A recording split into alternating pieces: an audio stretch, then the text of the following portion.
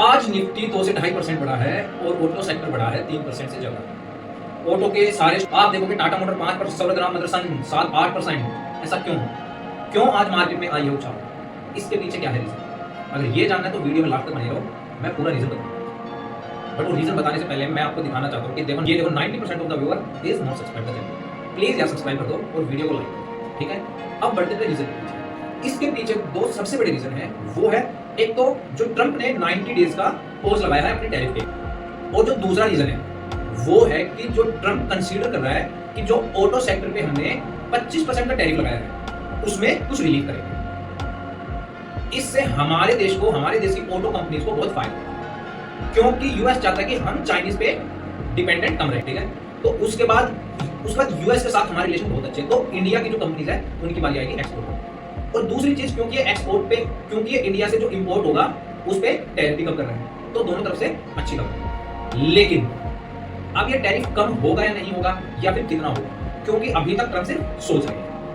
अब बात आती है 90 डेज पोज की। अब वो पोज क्यों लिया गया है, इस पे दो थॉट्स आते हैं, ठीक है?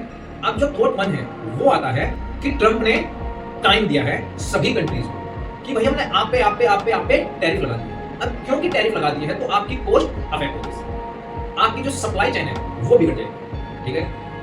आपके जो सेलिंग प्राइस है वो आपको एडजस्ट करनी पड़ेगी। तो उसके हिसाब से आप अपनी इन चीजों को एडजस्ट कर लो। हम आपको 90 दिन का टाइम देते हैं। एक थॉट तो आता ही है। जो दूसरा थॉट आता है वो है कि ट्रंप बौखला गए।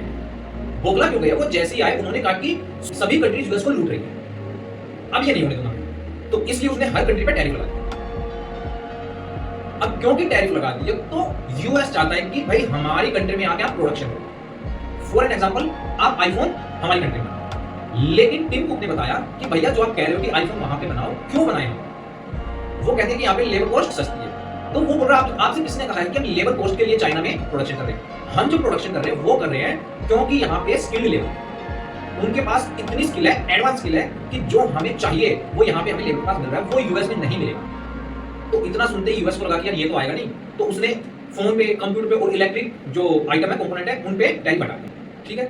तो ये चीज जो है अब 90 दिन तक मुझे ऐसा लगता है कि ये जो नेगोशिएशन होगी ना कंट्रीज के बीच में कि कौन क्या बोलता है, कौन हमारे पास आता है बात करने के लिए, कौन नहीं आता है, कौन अकड़ में खड़ा रहता है, तो वो सब चीजें देख के 90 दिन के बाद ये जो टैरिफ है ये कम हो जाएगा कुछ कंट्रीज पे, और कुछ कंट्रीज जैसे चाइना उस पे तो उसने 145% लगा दिया, 145%। तो आप कमेंट में जरूर बताइए क्या आपके पास ऑटो सेक्टर के शेयर है, अगर है तो प्रॉफिट में है या लॉस में है, और अपनी ओपिनियन जरूर डालना कमेंट में, ताकि मुझे पता चले कि आप लोग क्या सोचते हो यूएस टैरिफ के बारे में।